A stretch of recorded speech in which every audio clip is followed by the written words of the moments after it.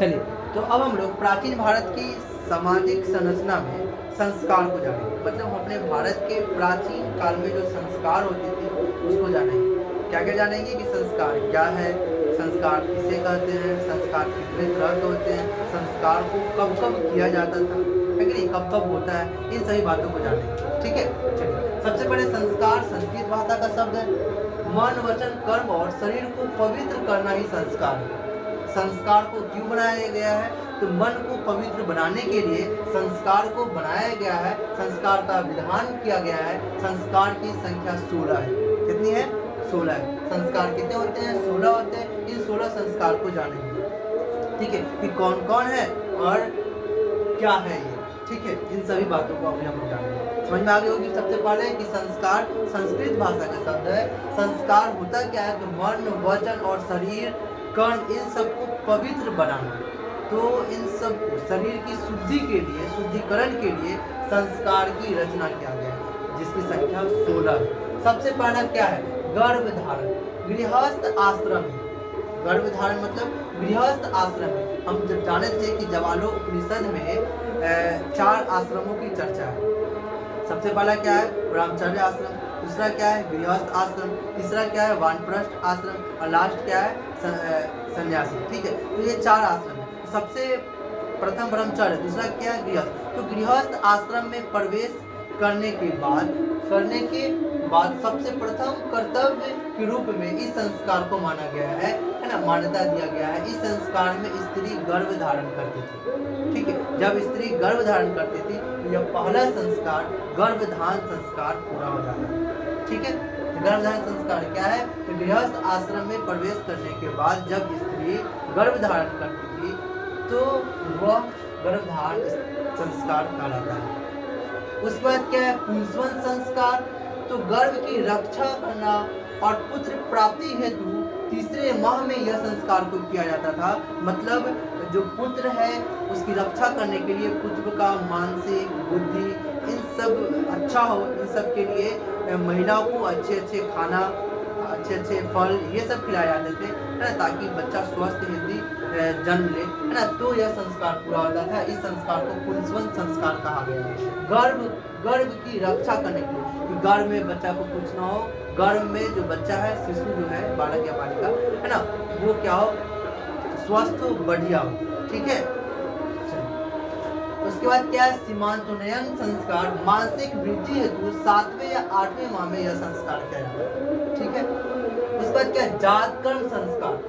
पिता बालक के बुद्धिमान, बलवान, स्वास्थ्य एवं दीर्घजीवी होने की प्रार्थना करता है।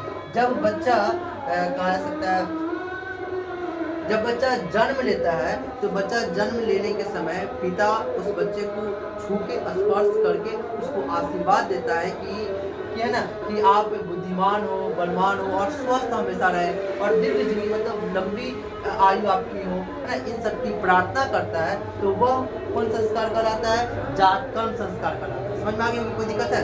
नहीं। उसके बाद नामकरण संस्कार। शिशु जन्म के बाद पहला संस्कार है। जन्म के 10वें या 12वें दिन शिशु का नाम रखा जाता है। ठीक है, चलिए। और ये देखिए जातकर्म संस्कार क्या है, तो समझ में आ गया होगी कि पिता बालक के बुद्धिमान, बलवान, स्वास्थ्य एवं दीर्घजीवी आयु की प्रार्थना करता है। इसके बाद माता क्या करती है? अपने बच्चे को दूध पिलाती है। कोई दिक्कत नहीं। अब इसके बाद ये पहला संस्कार है जिसमें बच्चे को नाम रखा जाता है। 10वें या 12वें दिन पे बच्चा है ना, नाम रखा जाता है। ठीक है, तो वो एक संस्कार होता है। उस संस्कार को नामकरण संस्कार कहा जाता है। निष्क्रमण संस्कार क्या होता है? इस संस्कार में निष्क्रमण का मतलब होता है बाहर निकालना। ठीक है, तो इस संस्कार में शिशु को तीसरे या चौथे माह में घर से बाहर निकाला जाता था। सूर्य और चंद्रमा की ज्योति दिखाने के लिए, सूर्य और चंद्रमा को दिखाने के लिए, है ना, इस संस्कार को, मतलब इस संस्कार में सूर्य और चंद्रमा को दिखाने के लिए घर से बाहर निकाला जाता। ठीक है बच्चे, तो ये एक संस्कार कहलाता था, निष्क्रमण संस्कार कहलाता था। इसके बाद क्या है? अन्नप्राशन संस्कार।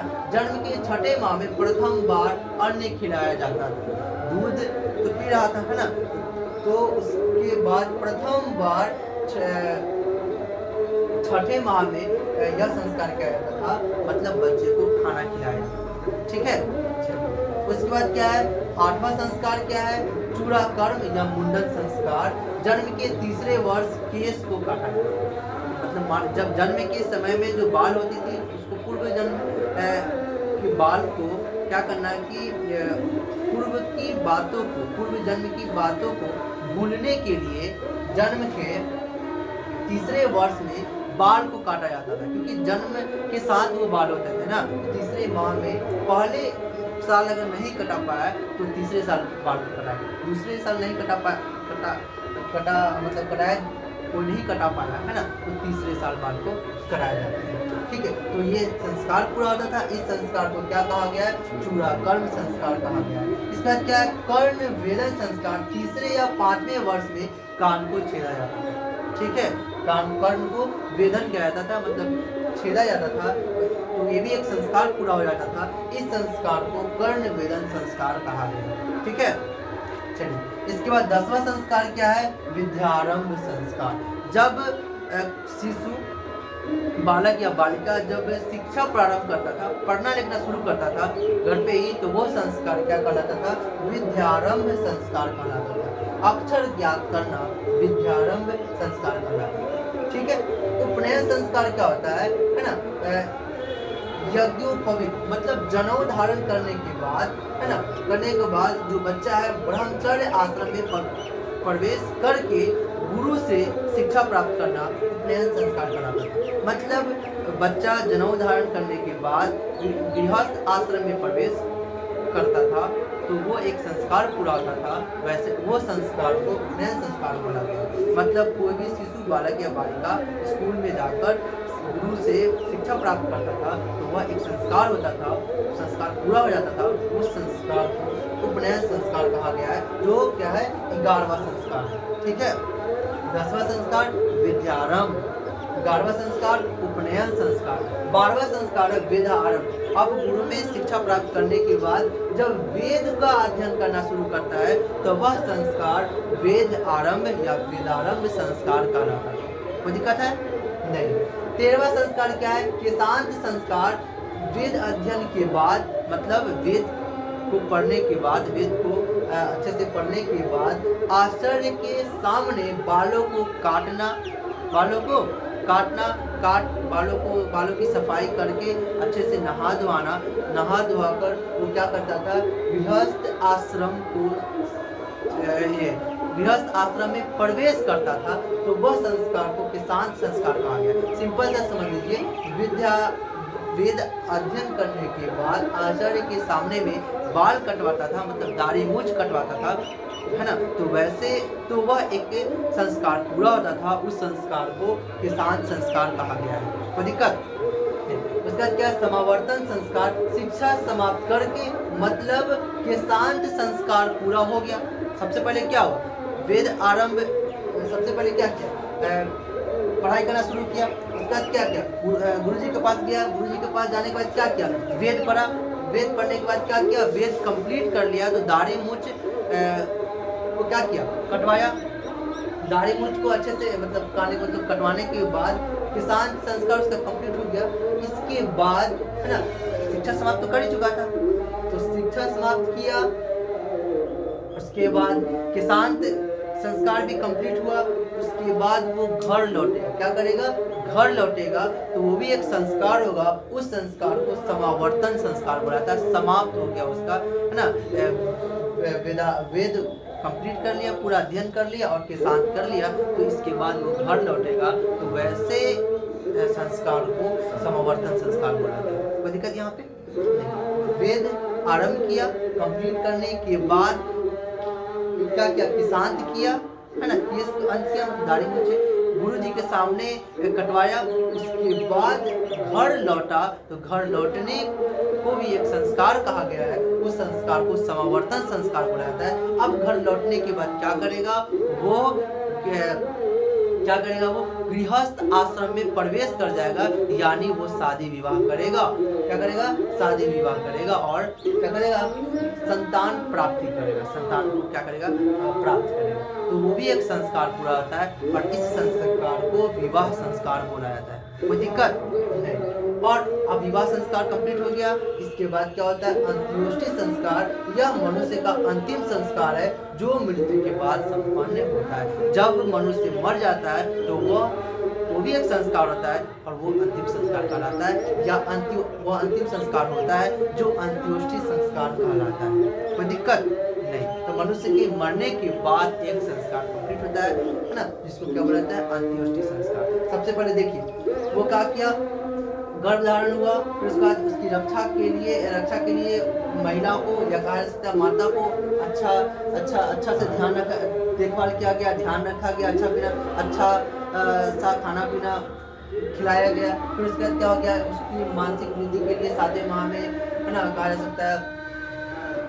सकता है ना यह संस्कार को पूरा किया गया, सीमांत संस्कार को पूरा किया, मानसिक वृद्धि के लिए प्रार्थना किया गया है ना। उसके बाद क्या, जात कर्म है ना, पिता बालक को स्पर्श करके है ना स्वस्थ बलवान बुद्धिमान और दीर्घजीवी के लिए प्रार्थना करता है। फिर उसके बाद उसका नाम रखा जाता है, फिर घर से बाहर निकाला जाता है, खाना खिलाया जाता है, बाल कटवाया जाता है, कान छेड़ा जाता है। फिर इसके बाद क्या होता है, उसको पढ़ाया लिखाया जाता है। पढ़ाई लिखाने के बाद घर पे पढ़ाने लिखाने के बाद उसको स्कूल में भेजा जाता है। सिंपल से समझ लीजिए, स्कूल में भेजा जाता है। स्कूल में पढ़ लिखने के बाद वो वेद पढ़ता है और वेद पढ़ने के बाद सर जी मतलब आचार्य के सामने दाढ़ी मूंछ को कटवाता है, अच्छे से सफाई करके अच्छे से नहा धोवा के बढ़िया से उसका किसान संस्कार पूरा होता है। फिर उसके बाद वो घर लौटता है तो वो समावर्तन संस्कार कहलाता है। घर लौटने के बाद वो गृहस्थ, घर मतलब विलीन हो गया, तो वो घर में प्रवेश करता है तो गृहस्थ आश्रम कहलाता है। गृहस्थ आश्रम में प्रवेश करने के बाद उसकी शादी होती है। शादी होने के बाद संतान की प्राप्ति होती है, तो उसका विवाह संस्कार कंप्लीट होता है। विवाह संस्कार कंप्लीट होने के बाद जब उसकी मृत्यु होती है तो एक और संस्कार पूरा होता है जिसको अंत्योष्टि संस्कार बोला जाता है। और अंत्योष्टि संस्कार मनुष्य के मरने के बाद ही कंप्लीट होता है। तो ये टोटल कितने हो गए? ये टोटल 16 संस्कार हो गए। उम्मीद करते हैं अच्छे से समझ में आ गई होगी। ठीक है, कोई दिक्कत नहीं ना हुआ? चलिए, इसके बाद हम लोग क्या जानेंगे?